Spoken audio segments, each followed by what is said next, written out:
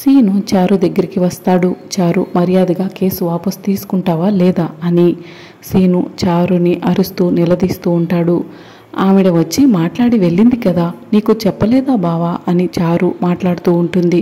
మా మామయ్య చావునైనా స్వాగతిస్తాడు, కానీ తను చేయని తప్పుని ఒప్పుకొని మీకెందుకు క్షమాపణ చెప్తాడు? కల్లో కూడా అటువంటి పని చేయడు. అందుకు బదులుగా నువ్వు ఏదైనా చెప్పు, నేను చేస్తాను, నువ్వు కేసు వాపసు తీసుకో అని సీను అంటూ ఉంటాడు. ఏం చెప్పినా చేస్తావా బావా నువ్వు అని చారు అడుగుతుంది. చేస్తానని చెప్తున్నా కదా, నీకేం కావాలో చెప్పు, నేనేం చేయాలో చెప్పు అని సీను అంటాడు. అయితే 2 విషయాలు చెప్తున్నా, బాగా విను బావా.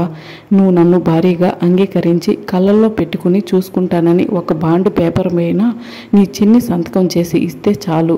రెండోది ఏంటో తెలుసా? నువ్వు ఇల్లరికం అల్లుడుగా మా ఇంటికి వచ్చేయాలి అని చారు అంటుంది.